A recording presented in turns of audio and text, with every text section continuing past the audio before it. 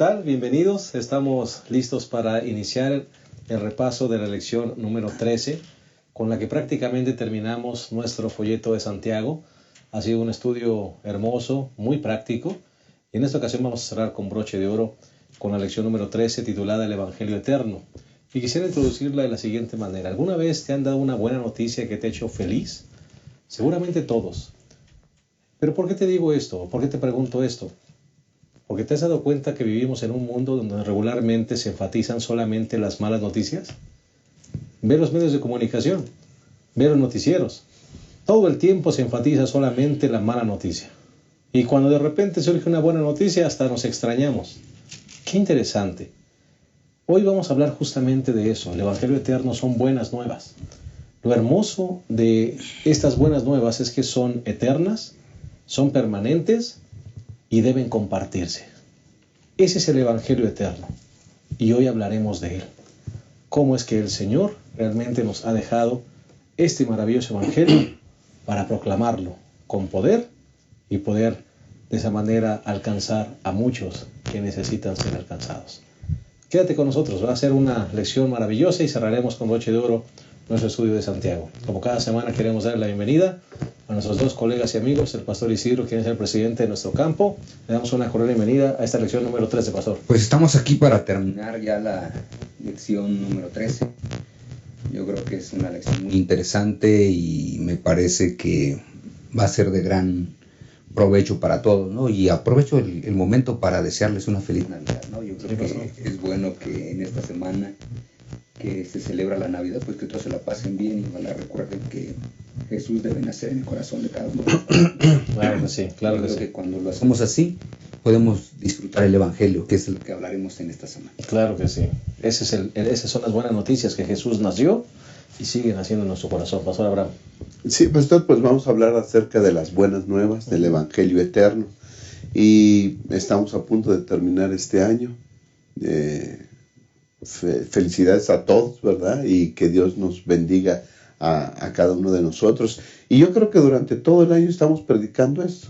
Estamos dando las buenas noticias. Existe un Salvador, aunque somos pecadores, y hay salvación en Cristo Jesús. Amén.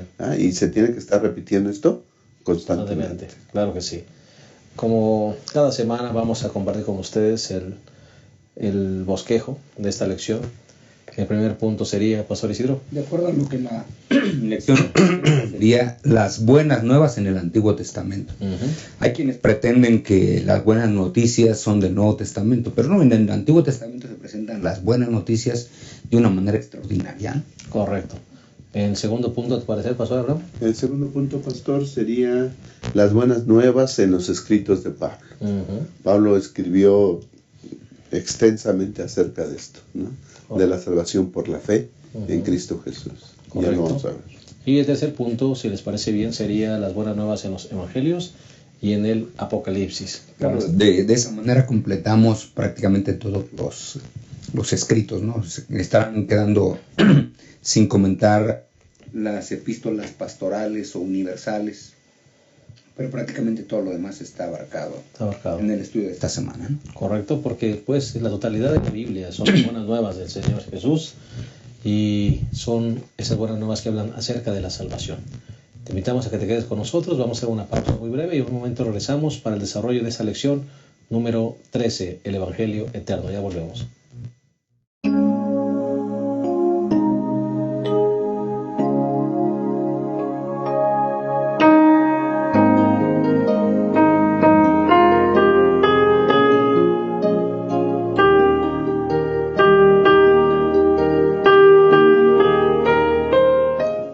Estamos de vuelta, estamos listos para desarrollar la lección número 13 con la que terminaremos nuestro estudio de Santiago, que se titula El Evangelio Eterno.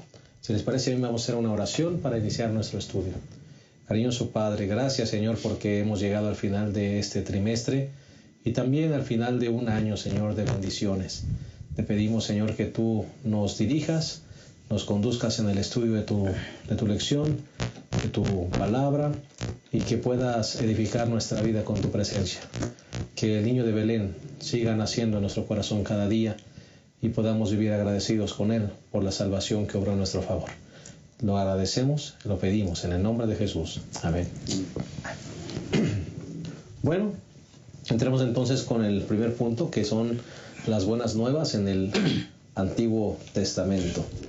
Pastor Abraham, Pastor Isidro, algunas personas piensan que las buenas nuevas comienzan solamente en el Nuevo Testamento, que el Antiguo Testamento no tiene esas buenas nuevas, ¿verdad? Pero pastor, realmente si alguien dice eso es porque no ha estudiado con conciencia el plan de salvación del Antiguo Testamento. Sí, de hecho el texto que introduce la lección del domingo, o la parte del domingo, dice: porque también a nosotros se nos ha anunciado la buena nueva como a ellos, pero no les aprovechó el oír la palabra por no ir acompañada de fe en los que la oyeron. Así que nosotros aquí tenemos una lección extraordinaria. No habla de unas buenas nuevas o de unas buenas noticias, no, dice la buena nueva. No hay más, es una buena nueva, pero dice, a ellos también les llegó la misma noticia que nosotros nos está llegando, o que nos ha llegado a nosotros, a ellos también les llegó. ¿Cuál es la diferencia? Dice aquí el apóstol San Pablo, que a quienes les llegó en el Nuevo Testamento la aprovecharon, a quienes les llegó en el Antiguo Testamento no aprovecharon justamente la buena noticia, ¿no? En los tiempos del Antiguo Testamento se predicó exactamente el mismo mensaje de salvación.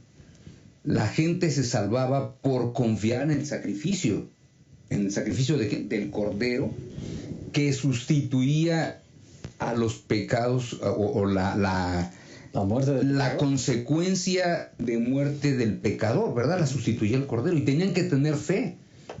¿Cuál es el problema? El problema no estaba en el sistema que Dios les había enseñado, sino que los hombres de aquellos días dijeron, bueno, pues hagamos sacrificios, y se olvidaron de la representación del sacrificio. El sacrificio en sí mismo no tenía ningún valor, era la fe que ejercías en el sacrificio. O sea, el sacrificio era importante, claro que sí, porque prefiguraba al Salvador que vendría. Amén. Pero ¿qué era lo importante? El tener fe, porque realizar un sacrificio por realizar un sacrificio, pues era como simplemente matar un cordero por matar un cordero porque te lo vas a comer.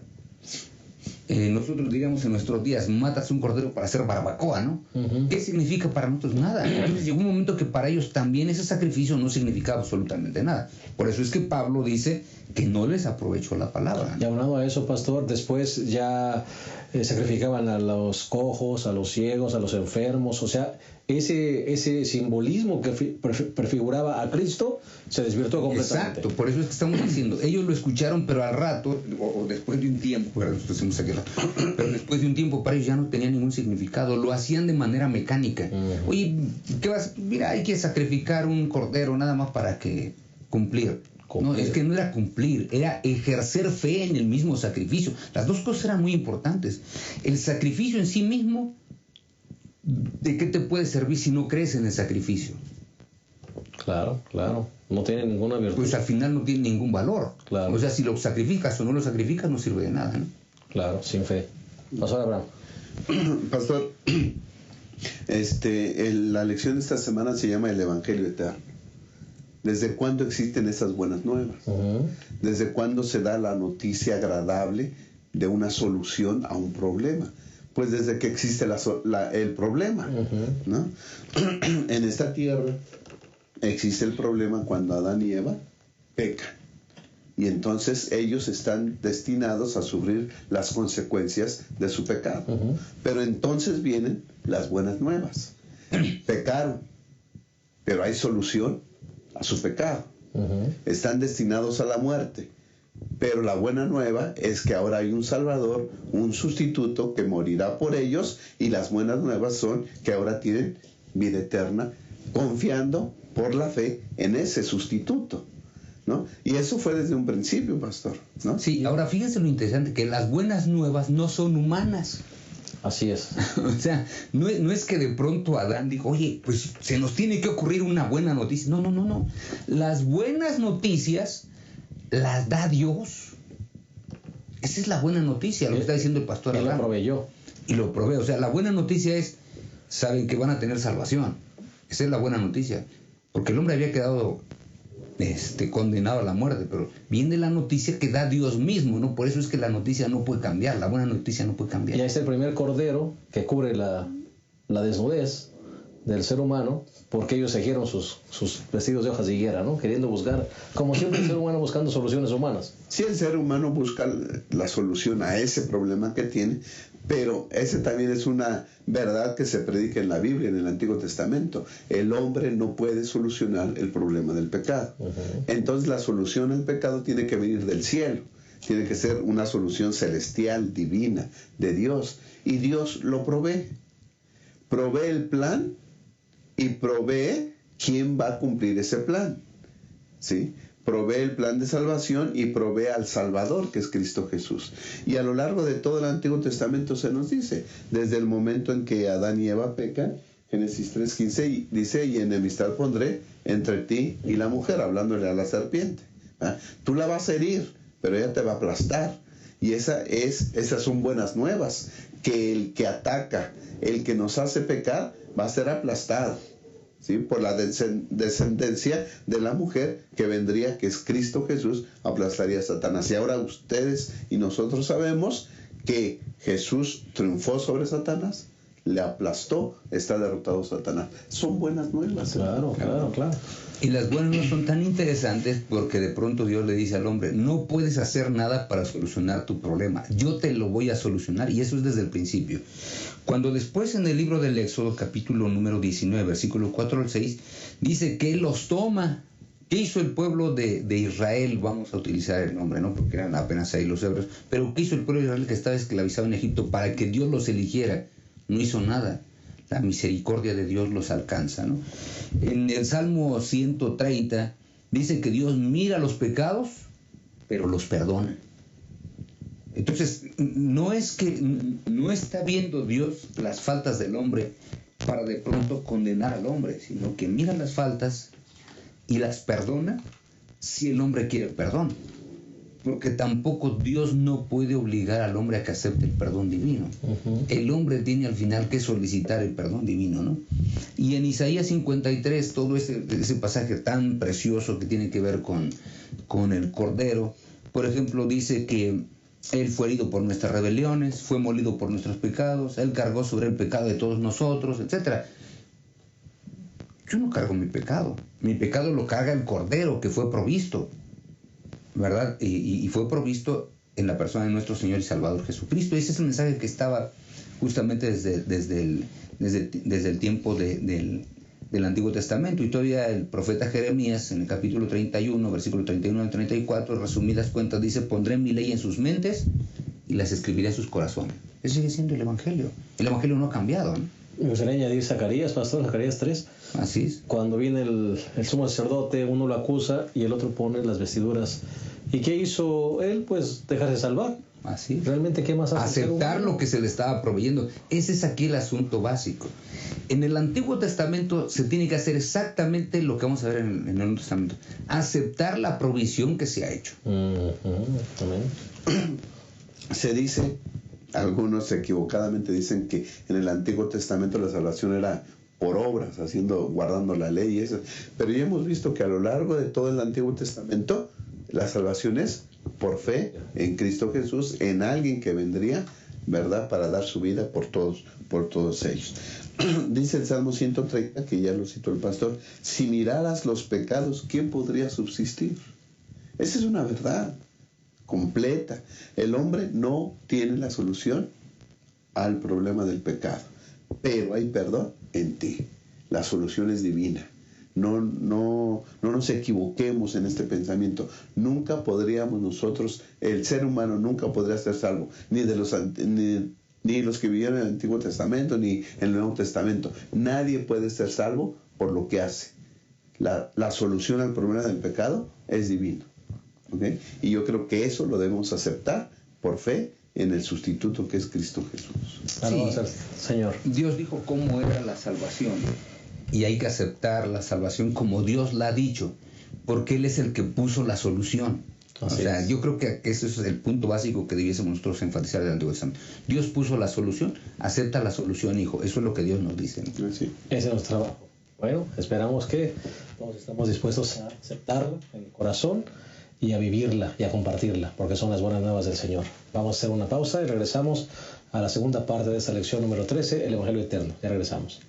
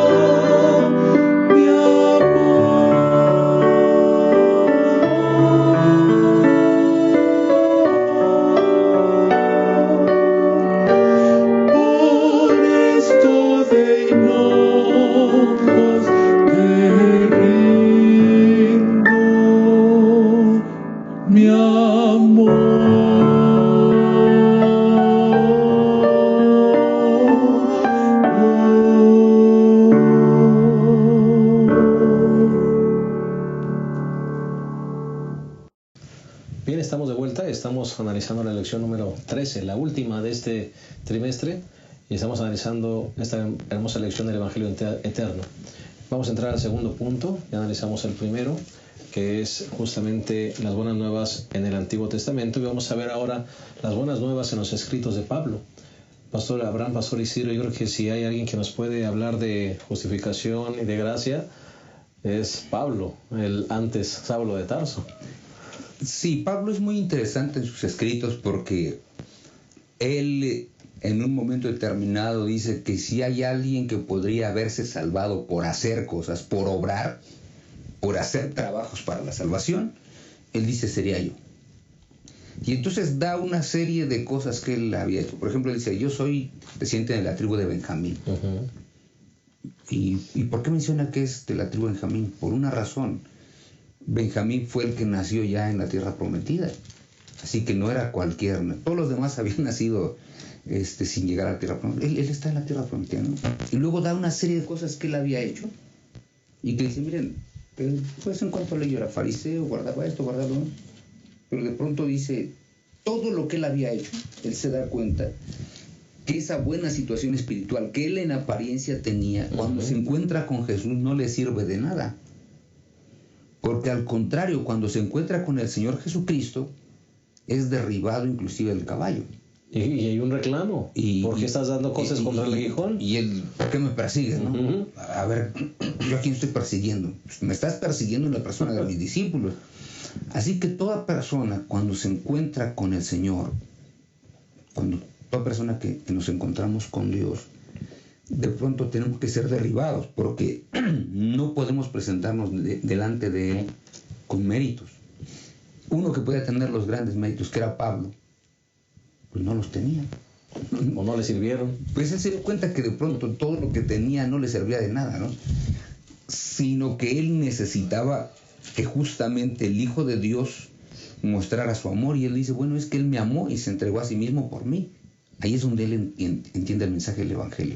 Las personas, como yo dice Pablo, por más buenas que hayamos sido, por más cosas buenas que hayamos hecho, por más que nos portemos bien, necesitamos que el Señor nos muestre su amor, y qué bueno que se entregó por nosotros para producir en nosotros vida eterna. Y de ahí en adelante todos los escritos, pastor, hablan justamente de eso. Así es. Justificación por la fe. Pastor Abraham. Sí, pastor, creo que hay dos tipos de personas que puedan malentender esto. O sea, uno son los pecadores, los que se sienten pecadores, que dicen, yo no merezco la salvación. ¿Ok?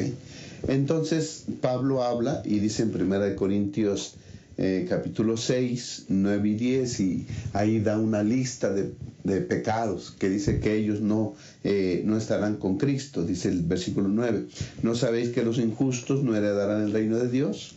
No erréis, ni los fornicarios, ni los idólatras, ni los adúlteros, ni los afeminados, ni los homosexuales, ni los ladrones, ni los avaros, ni los borrachos, ni los maldicientes, ni los estafadores heredarán el reino de Dios. Es decir, todo este tipo de personas dicen, yo no puedo heredar el reino de Dios. Pero aquí vienen las buenas nuevas. El versículo 11. Esto erais algunos, pero habéis sido lavados, habéis sido santificados, habéis sido justificados en el nombre del Señor Jesucristo o Jesús y por el Espíritu de nuestro Dios. ¿Okay? Aquí está el Evangelio. Podemos estar hundidos en el pecado. Eso eras. Pero cuando conoces a Jesús, Él transforma tu vida, te lava, te justifica, te santifica, nos perdona y nos habilita a una nueva vida. Amén. Ese es el Evangelio. Cree en el Señor Jesús. Ahora, ese es un tipo de gente que dice, yo no puedo alcanzar la salvación porque soy muy pecador. Aquí está la solución. Hay buenas nuevas. Pero hay otro tipo de personas que confían en tus obras. Hay otro tipo de personas que dicen, yo por lo que hago soy salvo. Exacto. Yo me puedo ganar la salvación por lo que hago. Mis hojas de higuera sí funcionan. Exacto. Esas sí son buenas. Efesios capítulo 2 le habla a esas personas y les dice 2, 8 y 9, porque por gracia habéis sido salvados por la fe, y esto no proviene de vosotros, sino que es el don de Dios. Ahí está.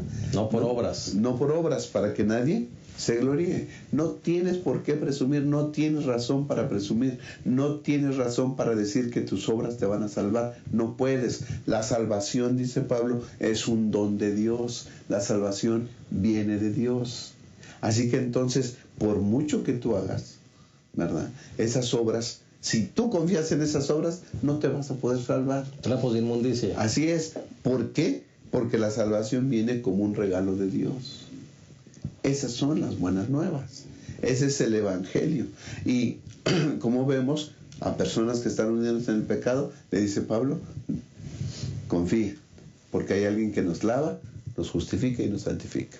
Y ustedes que son buenos y confían en eso, miren, la salvación es un regalo de Dios. No confiemos en lo que hagamos, confiemos en lo que hizo Jesús por cada uno de nosotros. Qué maravilla. Siempre son buenas nuevas. Amén. Sí, de hecho, Pablo, si pudiera, Pablo no presume ni de su fidelidad espiritual, vamos a usar la expresión, antes de encontrarse con Jesús, ni después. Al escribirle a los Corintios, en la segunda epístola, en el capítulo número 11, él tratando de decirle si a los judíos, si alguien podía jactarse, o los demás, dice a partir del versículo 20, son hebreos, está hablando de los demás líderes de la iglesia, dice yo también, son israelitas, yo también, son descendientes de Abraham, también yo, son ministros de Cristo, lo digo con poco juicio, yo más, en trabajos más abundantes, en azotes sin número, en cárceles más, en peligro de muerte muchas veces. De los judíos 5 veces recibí 40 azotes menos 1, 3 veces fui azotado con varas, 1 vez apedreado, 3 veces naufragué, 1 noche y 1 día pasé a la deriva en alta mar. Antes de viaje muchas veces estuve en peligro de ríos, en peligro de salteadores, en peligros de los de mi raza, en peligros de los gentiles, peligros en la ciudad, en el desierto, en el mar, entre falsos hermanos. Y sigue ahí con muchas cosas. Pero llega el versículo número 30. Si es necesario gloriarse, me gloriaré de mi debilidad.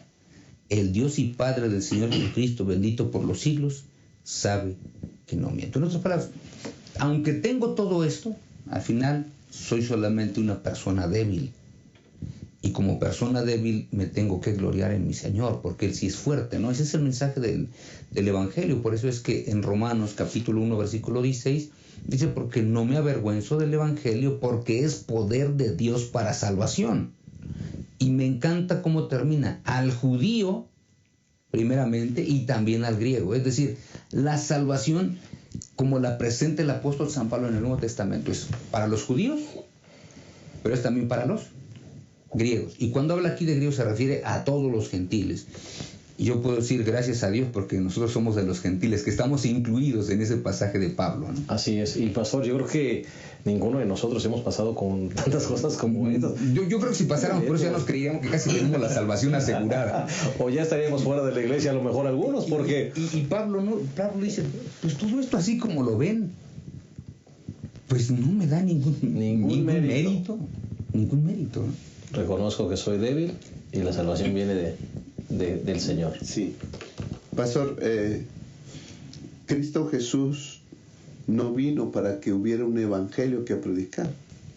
Jesús es el evangelio, ¿no? Y entonces Él, cuando nosotros aceptamos a Jesús como nuestro Salvador, cuando aceptamos a Jesús, entonces nuestra manera de ver las cosas cambia. Si nos sentíamos tan pecadores que no merecíamos la salvación, cuando vemos a Jesús, contemplamos a Jesús muriendo por nosotros, entonces, ¿verdad?, cambia nuestra manera de ser. Sí soy pecador, pero hay alguien que murió por mí, hay un sustituto que murió por mí, pagó mi deuda. Ahora, mi manera de ver las cosas cambia. ¿Okay? Sí puedo salvarme por la fe en Cristo Jesús.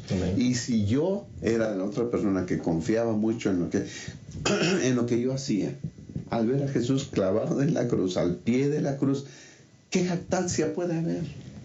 El Señor Jesús hizo todo por nosotros. ¿De qué podemos presumir al pie de la cruz? Entonces, cuando aceptamos a Jesús, nuestra manera de ver las cosas cambian totalmente. Ya sea que estemos de un lado, ya sea que estemos del otro, el pensamiento se equilibra y entonces aceptamos a Jesús como nuestro Salvador, como nuestro sustituto, y por la fe tenemos vida eterna. Le damos la gloria a quien solo la merece. Así es. Sí, y por eso es que Pablo, tratando de mencionar este asunto del Evangelio de una manera muy linda, dice en el capítulo 3 de Filipenses, versículo 4, dice, aunque yo también tengo de qué confiar en la carne, si alguno piensa que tiene de qué confiar en la carne, yo más. O sea, si hay alguien que pudiera salvarse por mérito, dice Pablo, soy yo, circuncidado al 8º día, del linaje de Israel, de la tribu de Benjamín, hebreo de hebreos, en cuanto a la fariseo, en cuanto al celo perseguidor de la iglesia, en cuanto a la justicia, la ley irreprensible.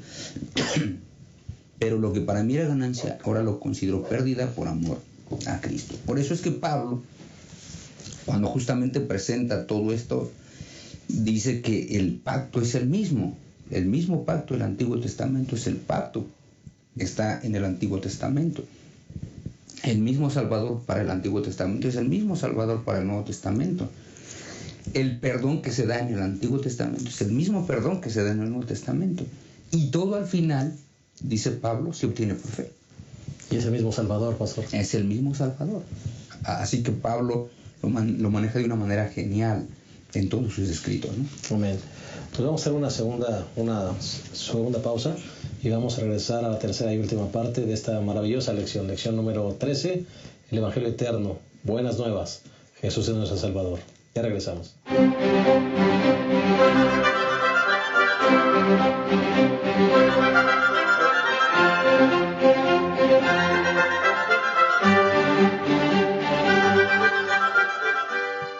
Bien, seguimos hablando de las buenas nuevas, el Evangelio eterno, la salvación en Cristo Jesús. Estamos entrando en la tercera y última parte de esta lección número 13, que tiene que ver con las buenas nuevas en los Evangelios y en el Apocalipsis. Pastor Abraham, Pastor Isidro, nuevamente encontramos Lucas 15, por ejemplo, con el hijo pródigo, ¿verdad? Y nuevamente las buenas nuevas llegan, Pastor. Sí, es muy interesante lo que presenta la lección y lo que presentan los Evangelios. Porque recordemos que las personas que vienen al tiempo de nuestro Señor y Salvador Jesucristo, ellos pensaban que todos estaban en buena posición delante de Dios. Había varias razones muy buenas, ¿no? Número 1, sostenían el templo. Número 2, hacían los sacrificios adecuados. Número 3, se abstenían de carnes impuras. Nadie puede condenar a los judíos de que comían carnes impuras, se abstenían de eso. Número 4, circuncidaban a sus hijos. Número 5, guardaban los días de fiesta, ceremoniales. Número 6, guardaban el sábado. Y número 7, trataban de guardar la ley de acuerdo a la enseñanza que ellos recibían de parte de sus líderes. Pero cuando viene Juan el Bautista, le dice, ¿saben qué tienen que arrepentirse? Arrepentíos y bautícese cada uno. A ver, ¿cómo está el asunto? Dicen ellos. Si hacemos todo bien, hacemos todo bien. Bueno, es que ese ha sido el problema del ser humano. Nosotros como seres humanos pensamos que hacemos las cosas bien. O sea, pensamos que las cosas, aunque estemos equivocados, pensamos que esas equivocaciones están bien. Cuando uno se confronta con el Evangelio, de pronto se da cuenta que es como el hijo pródigo, que pues está bien perdido, ¿no? Teniéndolo todo y a veces se abandona justamente el hogar para ir a buscar en otro lado la felicidad que de por sí ya se tiene, ¿no? Entonces el Evangelio, de acuerdo a como lo presenta de manera específica el escritor Lucas, dos parábolas muy lindas, ¿no? La parábola del hijo pródigo, que hemos hablado bastante, pero la parábola del publicano y el fariseo es todavía más impactante, ¿no? Ahora, ¿por qué es más impactante? Porque aquí tenemos un fariseo que inclusive cuando él se para a hablar y a decir las cosas, él dice algunas situaciones como las que su servidor mencionó hace un ratito, ¿no? San Lucas capítulo número 18, versículo 9, justamente dice de la siguiente manera, ¿no? Dice, pero algunos que se tenían por justos, inclusive introduce así, y menospreciaban a los demás, les contó esta parábola. Dos hombres subieron al templo, uno fariseo, el otro publicano. Ambos subieron a lo mismo, a orar. Pero vean la oración de ambos es totalmente diferente. El fariseo oraba de pie consigo mismo: Dios, te doy gracias que no soy como los demás hombres, ladrones, injustos, adúlteros, y ni aun como este publicano. Ayuno 2 veces a la semana, doy el diezmo de todo lo que gano. Es que la gente se creía así. O sea, la gente creía que era buena. Saqué 10 en la boleta. Pues díganme, ¿qué podríamos condenarle? Nada reprobado. Todo está bien. Parece que él debió haber sacado una calificación aprobatoria, ¿no? Uh-huh. El otro, sin embargo, parece que está reprobado, ¿no? Porque dice, mira, Dios, ten compasión de mí, que soy pecador.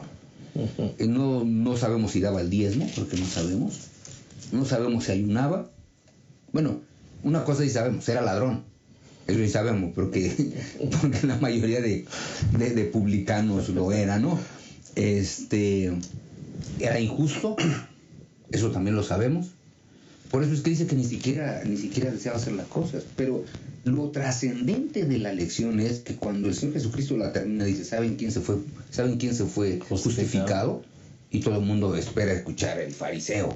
Dice, no, el publicano. Qué rareza para todos los que están escuchando, ¿no? Y él termina diciendo, porque el que se enaltece será humillado y el que se humilla será enaltecido. Bueno, es que ese es el Evangelio. El Evangelio es para las personas que en un momento determinado aceptan su necesidad espiritual. Pastor, tiene que ver entonces con un asunto de actitud. Porque ¿sí? Yo siempre he pensado que para que esas buenas nuevas tengan efecto en tu vida, debes vivir o sentirte en deuda todo el tiempo con el Señor. Si no estás en deuda, Sí, hay algo que está mal, no has entendido. sí, por eso es que el requisito para la salvación es aceptar que se es pecado. Y eso es bien complicado, ¿verdad? Porque el Señor Jesucristo fue claro, no vine a llamar a justos, sino a pecadores al arrepentimiento. Ahora, eso es tiene más trascendencia a lo que dijo Jesús de lo que nos imaginamos, porque cuando habla de que no he venido a llamar a justos, quiere decir que realmente si el pueblo hubiera sido justo, Él no hubiera venido. O sea, ¿para qué viene Él a llamar a los justos? Pero como Dios conoce que todos estamos perdidos en el pecado, por eso es que permite que venga su Hijo, se sacrifica por nosotros y que nosotros confiemos en Él para poder tener vida eterna. Esas son buenas nuevas. Los abro. Sí, para nosotros en la actualidad a veces nos es difícil aceptar esto, que los malos son aceptarlos antes que los que se portan bien, ¿no? Imagínense en los tiempos del Señor Jesús, ¿no? Un hombre tenía 2 hijos y el menor le dice, dame, ¿no? Yo no me voy a esperar a que te mueras, dame lo que me corresponde, ¿no? Y podemos hablar mucho de eso, pero el caso es que este muchacho se va y se gasta todo, ¿no? Y la Biblia dice cómo se lo gasta, viviendo perdidamente. Eso es, se lo gasta viviendo perdidamente. Ahora, hay otro hijo que se quedó en casa, obedeciendo, según él, obedeciendo, porque le reclama al papá cuando llega el otro hijo, le reclama y le dice, yo siempre te he obedecido. Entonces aquí se supone que el héroe es el hijo que se queda en casa obedeciendo y no el otro que se va y se gasta las cosas perdidamente. Pero cuando regresa el que se gasta todas las cosas perdidamente, el padre lo recibe, hace fiesta, mata el cordero más grueso, más gordo y hacen fiesta. Y el otro no participa de la fiesta. El que confía en sus obras, el que confía en su obediencia, se hace crítico de todos los demás. Y cree que él está haciendo lo correcto y que merece la gracia divina, la gracia del Padre. Cuando crees que mereces, pastor, ahí está el peligro y el error. No merecemos nada. Lo que merecemos es la muerte, porque la paga del pecado es muerte. Pero aquí entra Dios, la obra de Dios, el Evangelio. Hay alguien que te ama a pesar de que has pecado y siempre te va a recibir, que es el Padre. Y también estaba perdido entonces. Sí, el hijo estaba perdido en sus buenas obras, en su obediencia, porque creía que eso le daba lo suficiente para estar bien, pero no era así.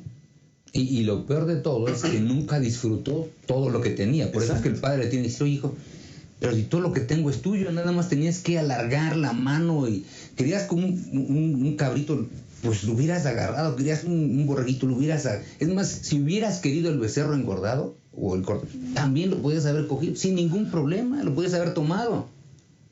El gran problema es que él no disfrutó, y por eso es que nosotros termina la lección diciéndonos que no debiésemos ser egoístas con este mensaje.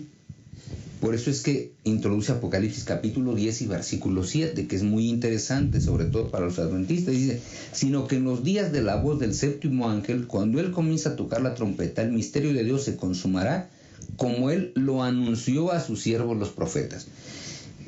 Y este anuncio a veces nosotros como que no lo entendemos porque no nos da la idea del evangelio eterno, pero es la palabra evangelizo, que es la de evangelio, la misma que se utiliza aquí.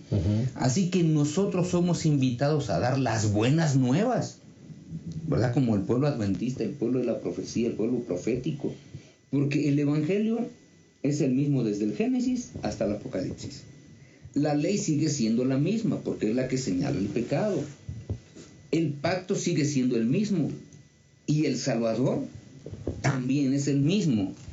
Por eso es que los escritores del Nuevo Testamento justamente nos dicen, el evangelio no ha cambiado, porque el problema del hombre, y yo les haría la pregunta a ustedes dos, ¿en qué ha cambiado? sigue siendo el mismo problema, el problema del pecado. Por lo tanto, la solución tampoco puede variar. Pero es aquí lo interesante, nosotros tenemos la responsabilidad entonces de predicar esas buenas noticias. Amén, esa es la responsabilidad. Okay. Pastor, y ese es Apocalipsis 14, ¿verdad? Entonces vi a otro ángel que volaba por el cielo con el evangelio eterno para predicarlo a todos los moradores de la tierra, a toda nación, tribu, lengua y pueblo, que decía a gran voz: temed a Dios y dadle gloria. ¿Okay? Y dice: y adorar al que hizo el cielo, la tierra, la mar y las fuentes de las aguas. ¿A quién debemos adorar y en quién debemos poner nuestra confianza? En Cristo Jesús, nuestro creador, ¿no? Y sustituto. Hablando de el fariseo y el publicano, hablando del hijo que se fue y el hijo que se quedó, pastores, entonces la salvación es el acto más injusto.